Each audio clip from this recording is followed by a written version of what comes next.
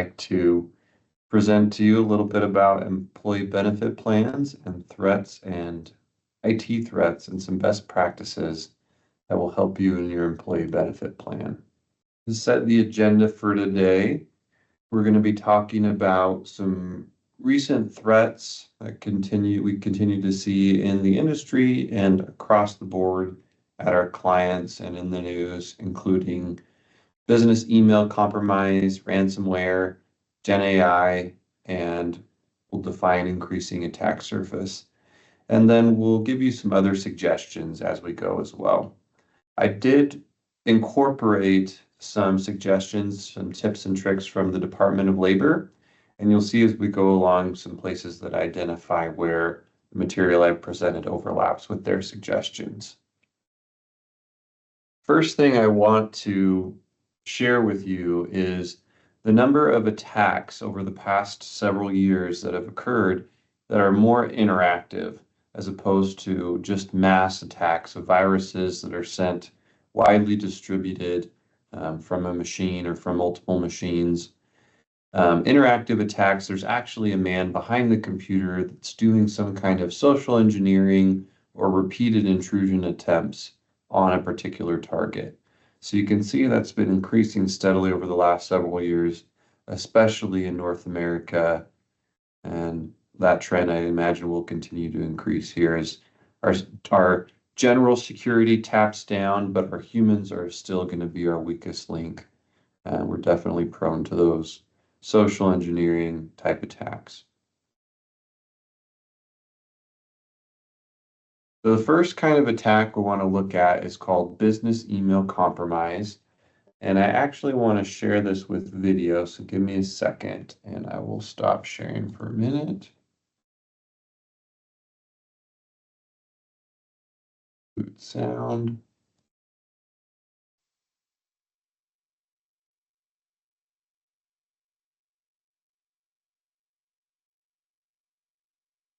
Okay. So I'm going to show you a couple different emails to demonstrate these first types of attacks. So we'll let you watch this first one here. Apologize for the future of your business is here. With Wix, you get advanced AI capabilities. Hush and his team ran what the FBI calls a BEC scam, or a business email compromise scheme. Here's how it works. Hush and his team would send out phishing emails to a company staff. A staff member falls for it and shares some vital company info. Then the team takes that information and uses it to access the company's official email accounts. Once they do this, they start monitoring every email sent and received by that account, waiting for it to send an invoice. Let's say company A is charging a client $1 million to refinance a property loan. As soon as the company sends the invoice, Hush's team gets to work making an exact copy of it. The only thing they change is the bank account number. Now the team creates an email account almost exactly like the one that usually sends the client's invoices. Maybe the real company email address is this, so Hush's team adds or removes a letter from it like this. It may seem obvious now as I show you, but when you're accepting an invoice from an email that looks sort of like this, and you get that invoice at the time you're expecting to get it, it's super easy to miss. This exact scam actually happened to someone very close to me. So the client gets an email from Kelsey apologizing for a mistake on the first invoice and instructing them to follow the instructions on this new error-free invoice. The client just thinks, phew, that was close, and deposits the money into the new account. The account controlled by Hush Puppy himself. With the money safely in Hush's eager hands, the email account is deleted and every trace of the scammers disappears into thin air. And the money? It gets laundered to distance itself from the original transaction, and then some of it gets divided up and sent to members of the team, while most of it stays with Hush. Hush's role in this whole scheme was to provide the bank accounts. So obviously that money counting machine was actual footage from this scheme. No, just kidding. But you can see there's a couple different elements of that sort of attack that I'd like to break down for a minute. If you caught how that sort of attack starts, you notice that? It was an email initially to one of the employees. They clicked on the link and they entered in their email credentials. So that allowed the attackers access into their email where they could start monitoring ... next steps. But pause for a second, because that first step is what we call phishing or some other kind of social engineering attack to steal those credentials. So hopefully by now, most organizations have implemented some kind of a phishing training where you have IT generated emails that will go to employees that are sort of trying to trick them into clicking on a link. But if they do, that gets reported to IT instead of credentials being sent to an attacker. So obviously a more positive frame to that. But the intent is to get employees trained on what to look for in those fake emails. You could see, well, definitely suspicious links in an email. You don't want to click on any links. I think we're all pretty familiar with that by now. Checking the header bar and making sure it's coming from a source that you're expecting, looking for spelling, those kind of things. And often also those phishing or those social engineering attacks will have some kind of an urgent element to them. Like if you don't click on this link, your account's going to be closed, or there's an urgent invoice for your attention, some kind of an urgent request to it, which should start to raise those flags in your mind when you see that. So you can see on the screen a couple different prevention techniques for a business email compromise. And I've put the little DOL badge. This is a badge that I created. So no, this is not the Department of Labor's actual seal. But you can see that that's where their suggestions are overlapping with some of the content that I have created as well. And training is definitely number one with many of these attacks. Multi-factor is also important because even if those credentials are leaked, you still will hopefully have that additional layer of protection where if the attacker knows your credentials, they don't have access to that multi-factor device. There are still some ways to get around that, but that's for sure a good way of prevention. Some monitoring systems in place. There are some software that can detect what kind of activity is normal in the network, and if they see abnormal logins, say from a different geolocation or accessing a part of the network that that person doesn't normally access, that kind of thing can be flagged and reported to IT. And then vendor management, you notice that the person whose account was hacked is, we'll say, at company A, but the invoice got sent to company B. So company B is the one paying for company A's services. Company A is their vendor. So for company B, it's really critical that they're doing their due diligence to make sure company A has policies in place like training, like multi-factor, so that company B is less at risk. We call that vendor management. We'll dive into that a little bit later as well. Okay, the next type of attack that's been around for quite a while now is ransomware. We're still seeing this type of attack. We'll watch this quick video on how that works.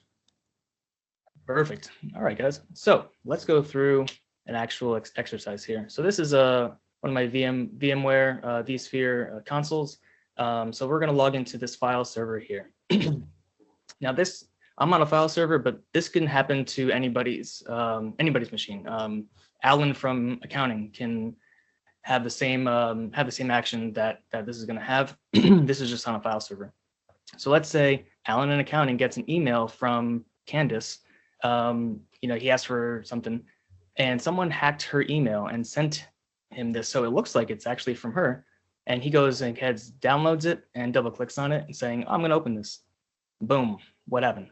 All of these files, and you're watching it in real time right now, are changing to WannaCry, meaning that all of these files are basically useless. I can't open any of these. And it says, hey, if you want to have your data back, you can pay me in Bitcoin. So what happens then? Now in this demo, this is only for all intents and purposes, this is only affecting my documents. But this can spread through a network within minutes. And by network, I mean every single one of these servers are connected. It'll spread like ants on sugar. Okay, so you saw Let's say Alan some in of accounting. the techniques there used by those attackers. And the ransomware that they're using here is a pretty famous case from, I think it was 2017, the WannaCry malware virus. So that is a ransomware virus that, like he was showing, encrypts all of your files unless you pay for the attacker to decrypt those. So in that case, at that point, you say, well, either you pay or you hope that you have some really good backups. Otherwise, your company's out of luck for all that data. And aptly named, you want to cry. So the initial part of that attack, though, similar to the BEC, business email compromise, is someone's email account was compromised in order for them to be able to attach this malware. So that's step one, and we're going to see the response to that. Then, first of all, is definitely training, making sure those employees know what to look for in a phishing email, so their email's not being compromised. But the number of attacks these days, you almost have to assume that someone in your organization has been compromised, and that attacker is waiting until the opportune time and is monitoring. So if you assume there's somebody already in your system, then what else can you do? We talked already about multi-factor, but endpoint protection, everybody should at this point have antivirus comes pretty standard, firewall comes pretty standard with all machines that you're getting. Making sure that your IT department has a way to monitor all those endpoints is very important. Backups, there's a lot of different backup solutions. Making sure that your backups are on a location that won't be able to be infected by that virus. So a different network, different location geographically, so that if that does happen or when that does happen, you're able to restore that quickly. Okay, the next type of attack we're going to talk about, pretty scary, generative AI. I'll show you this first video. I'm going to skip to a little bit where you'll see this clip of President Zelensky. Find a seating solution that adapts to your lifestyle at Living Spaces, where we offer a variety of modular collections that are... Chaos at a supermarket gave a tour, but prices 35%, pasta 30%, fish 60%. Meanwhile, the Kremlin is deploying a new weapon in the war on Ukraine, deep fake videos. This one purports to show Ukraine's heroic President Zelensky supposedly telling his soldiers to surrender and give up your arms. But no one was fooled by such an obvious fake. Here it is side by side with the real Zelensky, who's been praised around the world for his bold leadership and refusal to abandon Kyiv. Sam Gregory is an expert on deep fakes. The man's body doesn't look like Zelensky, his neck doesn't look like Zelensky, his voice doesn't sound like Zelensky, and his face just looks kind of odd. But these kinds of deep fakes can fool people. President Zelensky responded quickly to the deep fake video, telling his people there will be no surrender. The only ones who should give... Okay, so it's a little bit easier when you're able to see side by side. And in hindsight, you know one of them is a deep fake. But if you're getting this video without any context, that's pretty tricky. And the ability of AI is just getting better at being able to generate this. So right now we can tell very obviously the neck is fake, the face is a little bit off. I expect that will continue to get better and better. So we'll talk a little bit about prevention, but I want to show you one more video about this. Sorry about all the ads. Big ideas. Phone scams are nothing new, but thanks to artificial intelligence, they are getting more sophisticated and more believable. Scam artists are now using AI to clone voices to trick unsuspecting victims. CBS's Carter Evans takes a look at this frightening new technology in our continuing series, The Age of AI. Jennifer DeStefano will never forget the frantic call she got from her 15-year-old daughter, Brianna. And she was, "Mom, these bad men have me, help me, help me, help me." And this man gets on, very aggressive. "Listen here, I had your daughter." And then that's when I went into panic mode. The man demanded $1 million. I said that wasn't possible. So then he came up with a $50,000. She never paid the money and would soon learn the call was a popular AI scam. New software can recreate the voices of loved ones in distress, and scammers use that to ask for large sums of money. This man comes on the phone. He said, "You're going to give me $5,000. I heard our daughter on the phone. Like, it was unmistakably her. Americans lost nearly $9 billion to fraud last year alone, up more than 150% in just 2 years. Younger people experience fraud and fraud losses more often than older people, but it's that older adult who has so much to lose. Cybersecurity expert Pete Nicoletti created My Voice from old news reports online. What you're about to hear is something I never said. Hey, this is Carter. I need your credit card number right now. I mean, that really sounded like me. It is you. It's cloned you. It's AI Carter. To test it out, we called my mother. Hey, I'm about to do an interview, but I have a quick question. I need you to text me your driver's license number as soon as you can. She fell for the fake voice. I feel bad. I feel terrible we about just it. scammed my mom. Did you just get a call from me? Asking for my driver's license number? Yes. That was an AI-generated voice. Oh, God, Carter, that's scary. Is this the real you now? This is the real me now. We live in a post-real society. You can't trust the voice, you can't trust the photo, and you can't trust the video anymore. A voice is like a fingerprint, and that's that unique fingerprint that's being exploited and weaponized. It has to stop. And Nora, the technology is really improving. Soon, scammers will be able to react instantly to anything you say by converting their voice into the voice of your loved one in real time. Carter, this is scary stuff, really eye-opening. So what can people do to protect themselves? Well, there's a couple of things you can do right away. And the first thing is to create a safe word that only your family is going to know. Secondly, you want to make your social media accounts private. Don't give that information away to potential scammers to use against you. And finally, if you get one of these calls, hang up. Call them back. Make sure they're really in trouble. Carter Evans, thank you. Okay. Was there some good tips right off the bat? Finally, if you get one of these calls. So I have not heard of this happening in our company circles yet, where someone's getting a phone call from, say, your CFO or your controller asking for some kind of financial information or data. But I can see where this could be used that way. So maybe it is a good idea for us to come up with some kind of a safe word or an identifying word that we can use in phone conversations. Or definitely, if you're ever called to confirm or disclose financial information over the phone, call the person back, make sure that it's actually them.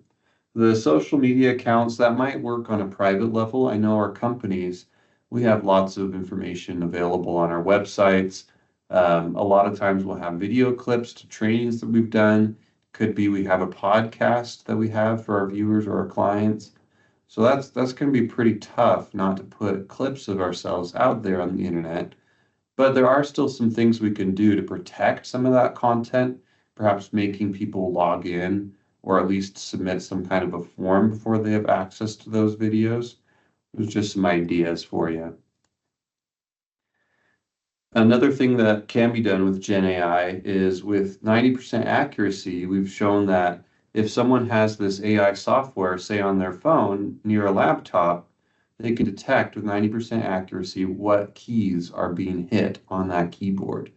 So if you're typing in a password to log into your computer, they could detect that with 90% accuracy. So that's a little bit scary as well. All right, so our list of prevention, we talked about web content management already a little bit. Training, again, being aware of these types of scams is going to help you most of all. If you had never heard of this or had no context, that call from your CFO is going to be very deceptive. It's going to be hard for you to be prepared for that. But if you already know that this kind of technology is out there, hopefully you'll be able to raise those flags in your head. Some of those warning bells will go off. You'll be able to call that person back or take the correct actions. Making sure that your work has some good policies. When are you getting onto your computer? Is it a public place? If it is a public place, are you using your own hotspot or Wi-Fi versus getting onto a public Wi-Fi where somebody could decrypt or intercept that traffic? Also making sure that you have multi-factor authentication. So even if somebody is able to detect what you're typing and guess your password, hopefully not, But if they are, you still have that protection of a multi-factor login to sensitive systems. I should say along with that, making sure you're not reusing that password across multiple spots, because that would definitely be the next step of attackers. If they're not able to access your system, they would try a variety of common sites to try to break into those using your credentials. Okay, this next one, I'm going to define for you. We're calling it increasing attack surface. So, I mean, even as recent ago as 20 years or so, our companies had a lot of their data on premises. The number of employees that were accessing it were pretty limited and known. Obviously, there's a lot of exceptions to this, but increasingly over the last 10, 15, 20 years, we're outsourcing more and more to our vendors. We're putting our data in the hands of those that are best suited, we hope, to use that data to process transactions for us, to do our payroll for us, to give us access to these AI systems. So these are all great reasons, but it distributes where our customer data lives, and it gives people back doors into our system if we have a trusted connection with vendor A or vendor B. So that's one component of this increasing attack surface, is what I'm calling outsourcing services. Another component is increasing ability of employees to access what we call shadow IT. And I'll define that for you just briefly here. So shadow IT is just any time an employee is using technology that's not sanctioned or not known by their IT department. So that can include like a mobile phone where they're accessing company data and the employer doesn't know or doesn't monitor. It could include a personal computer that they're using to access company resources. It could include a thumb drive, software that they're installing without the company's permission. And a lot of these things are done with the best intentions, right? Employees not going on and downloading the software maliciously, trying to download a virus, but they're usually doing it to speed up work. And maybe they're installing a playback device that will speed up the playback of their videos that they're watching for training. Maybe they're installing a music listening app. Maybe they're installing a calendar app like a Calendly.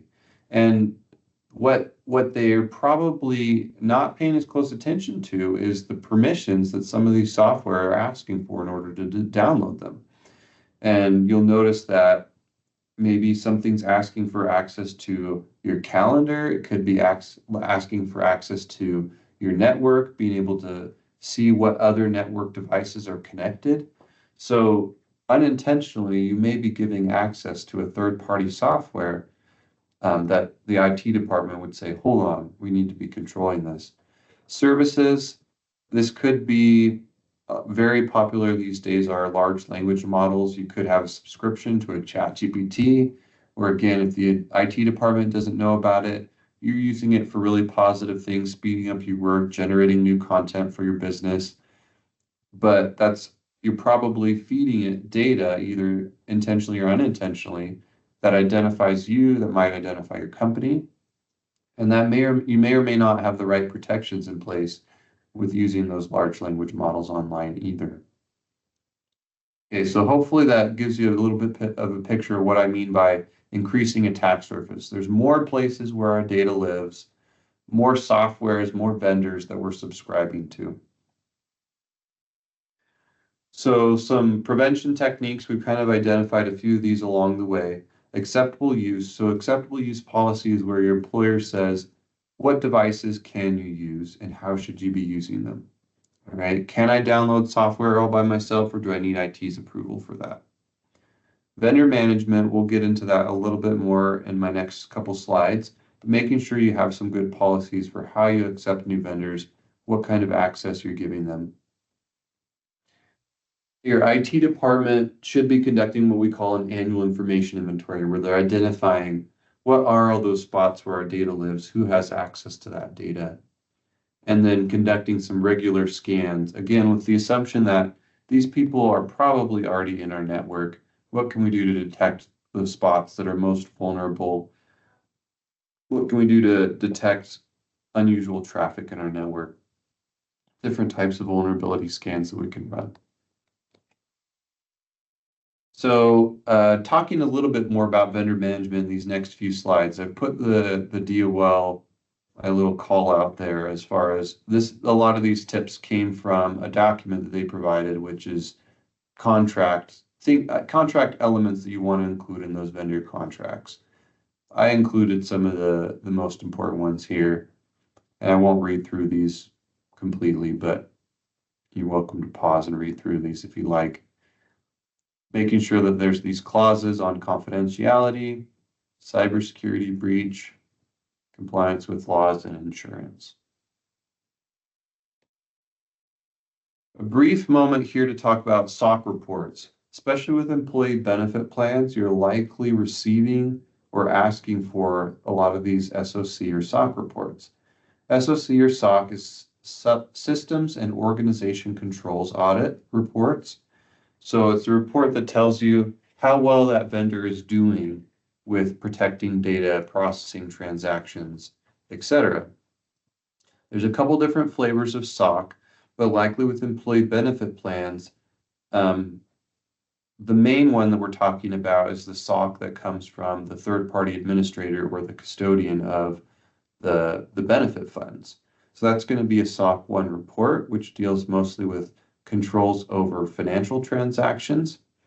So if you are receiving that kind of a report, and this talks about as well, I mean, these behaviors that we're going to talk about also apply if you're getting a SOC 2 report, which you may still have to deal with in an employee benefit plan realm, where perhaps you have a hosting provider, you might have a managed IT service, where you're more concerned about the data and less about the financial elements.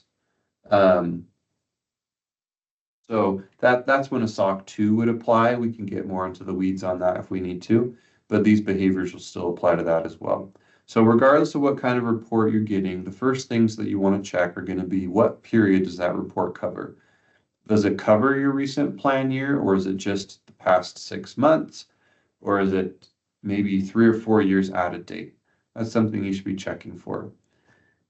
If it's only a couple months difference between the SOC report period and your plan year period, then usually you can request what's called a bridge letter. That comes from management asserting that, hey, nothing's changed in our environment. You still want to have your kind of professional skepticism turned on. If that period covered by their bridge letter is longer than 3 months, you want to be thinking, okay, well, what could have changed during those 3 months? This is just management's assertion. There's not some third party that's saying, yes, indeed, management's thinking about everything and we've tested that nothing's changed. So if it's a really critical system, you may want to ask some follow-up questions, or at least do your own searching, maybe for some news articles online about that service provider.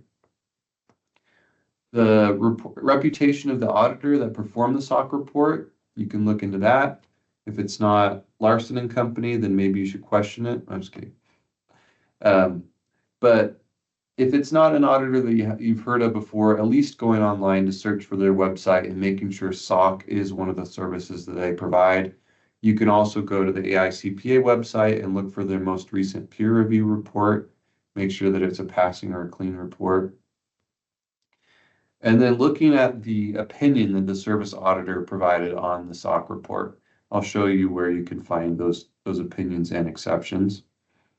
And then another thing that's getting a little bit into the weeds here, but subservice organizations.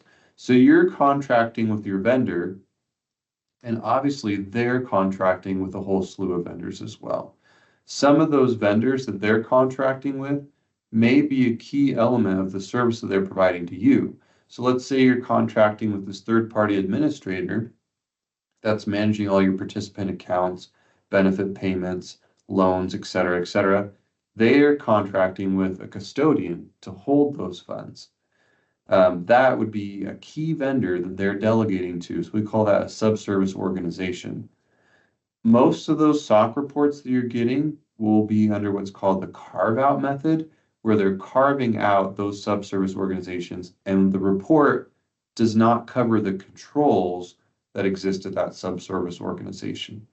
So And that should be pretty clearly called out in a couple spots in the report. If you just look at the table of contents, there should be a point in the table of contents that points you towards to where it talks about subservice organizations. And that's where you want to have, again, your professional skepticism turned on to say, does that subservice providing a service that's critical enough for me to ask, hey, maybe I need to get another SOC report for this subservice organization?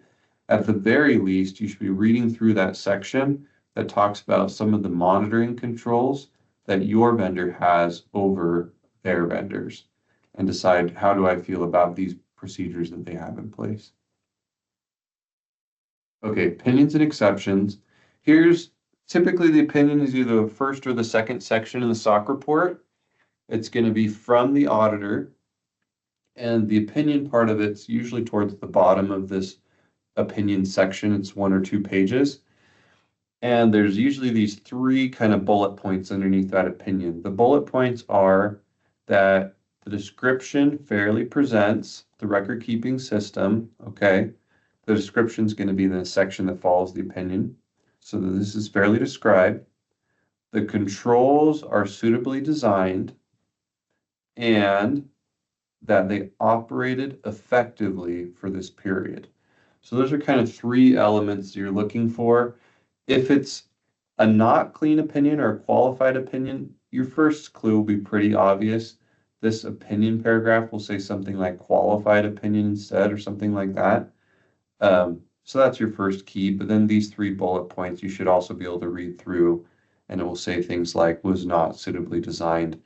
That's not super common, but we have seen some SOC reports where it's a qualified opinion.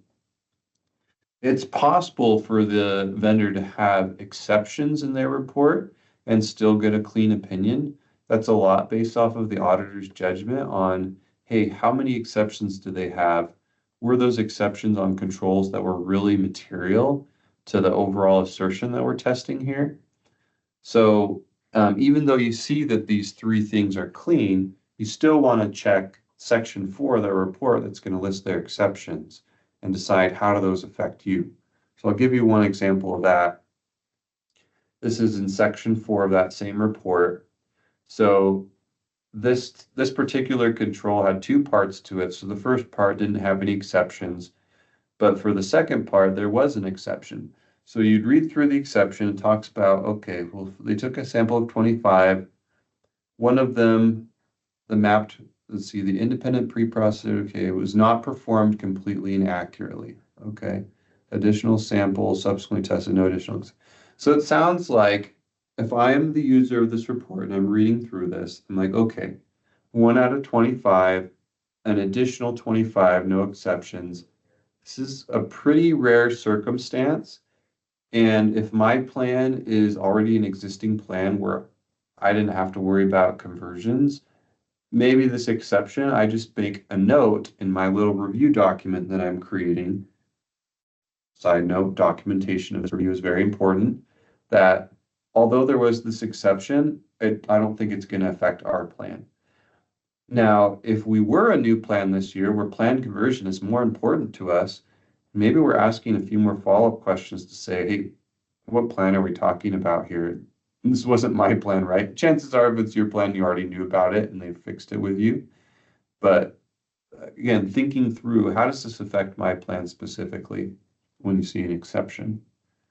Okay, SOC reports. I think we're moving on from that.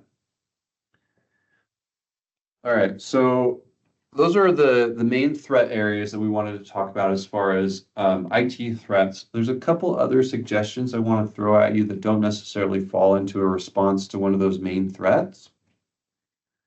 Definitely some overlap here still. So we talked about a couple different policies that you want to have in place. I'll throw a list at you in a second here. That's kind of some suggested policies from the Department of Labor.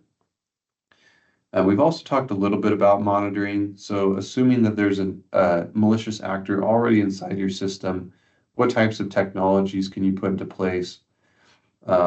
Also making sure that there's some good monitoring at the border of your system, so your firewalls or your intrusion protection systems. Development controls. This is an area we definitely see a lot of weaknesses generally in our SOC reports where a company is developing their own software. So if that's something that your organization does, not a lot of our employee benefit plans have to do this because we leverage what's going on at our third-party administrators a lot for how their systems work. But if you are one of those companies that has a lot of homegrown systems, making sure that part of your development includes really good independent peer review, some good code tools in place, so that what's getting put into your system doesn't already have weaknesses, obviously is important.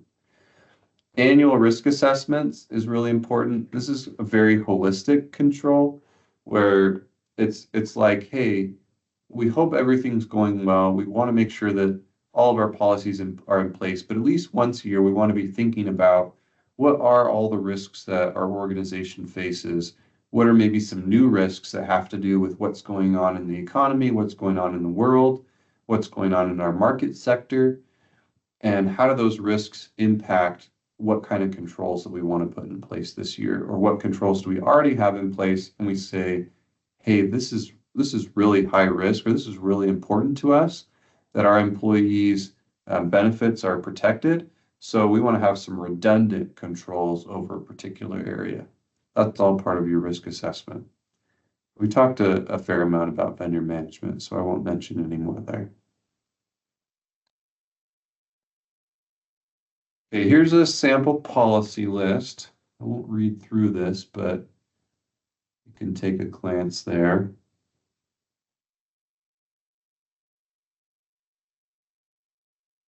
A lot of these we've talked about. You may not necessarily have a policy that's this specific name per se, but and likely you do have multiple policies are combined into one policy. Maybe it's your IT security policy or information security policy, but as long as you have these elements included is what's important. Okay.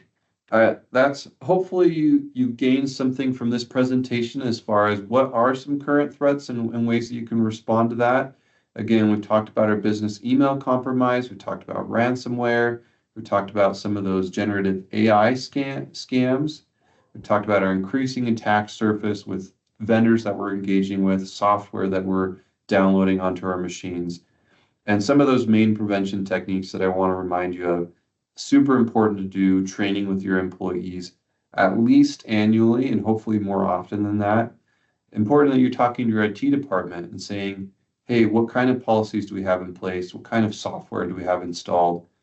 If you haven't personally had to multi-factor for some kind of a login, that's an important question that you should be asking, making sure that there's multi-factor turned on in your system.